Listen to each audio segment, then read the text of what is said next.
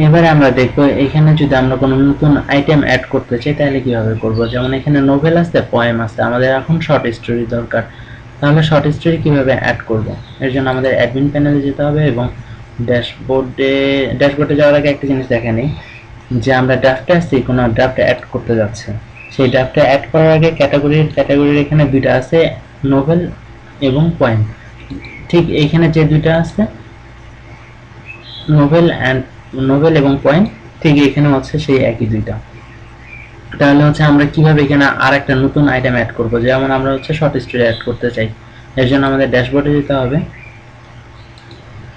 ড্যাশবোর্ডে গিয়ে draft category, আমাদের যে ড্রাফট, এই ড্রাফটের যে ক্যাটাগরিগুলো, সেই ক্যাটাগরিগুলো আমরা এখান থেকে ম্যানেজ করতে পারবো।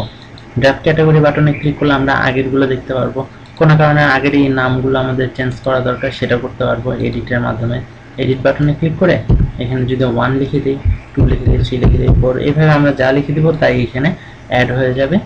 এবং আমরা এখানে গিয়ে রিফ্রেশ যদি করি তাহলে সেটা দেখতে পারবো, এবং ওইখানে ক্লিক করলে সেই জিনিসটাই আমরা দেখতে পারবো। আমরা আবার আগের পজিশনে চলে আসি।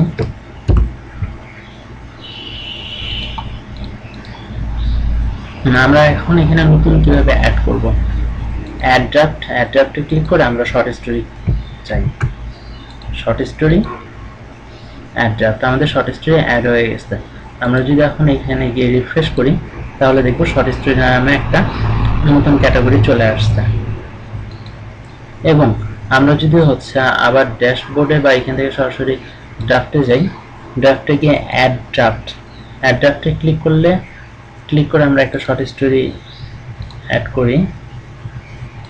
সবার প্রথমে শর্ট স্টোরিটার নাম, এরপরে শর্ট স্টোরিটা। আমরা এই পর্যন্তই নিলাম।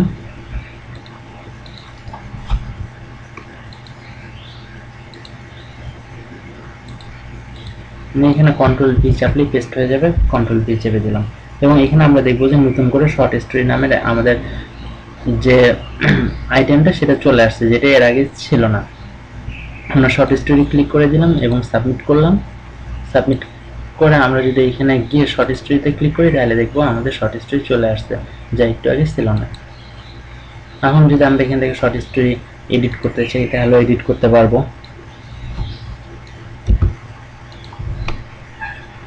এটা এডিটেড হয়ে গেছে, যেমন লাস্টের অংশটুকু আমি বাদ দিয়ে দিচ্ছি। আর কোনো কারণে যদি ডিলিট করে দিতে চাই তাহলে ডিলিটও করে দিতে পারবো।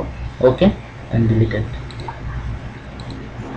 আমাদের এখান থেকে শর্ট স্টোরি ডিলিট হয়ে গেছে। আমাদের এখন সেই শর্ট স্টোরি বাটনটাও ডিলিট করতে হবে। তাহলে হচ্ছে আমরা এখান থেকে ড্রাফট ক্যাটাগরি বা ড্যাশবোর্ড থেকে যে ড্রাফট ক্যাটাগরি, এটা দুইখানেই সুবিধার্থে এই মেনুগুলো সবখানেই রাখা হয়েছে, আপনারা দেখে নিতে পারবেন। ড্রাফট ক্যাটাগরির দিকে শর্ট স্টোরি, এটা আমার আর দরকার নেই, এটা ডিলিট করে দেবো। ডিলিট। এখন এখানে যদি গিয়ে আমরা রিফ্রেশ করি তাহলে শর্ট স্টোরির নামে আর কোনো কিছু থাকবে না, সেটা ডিলিট হয়ে গেছে।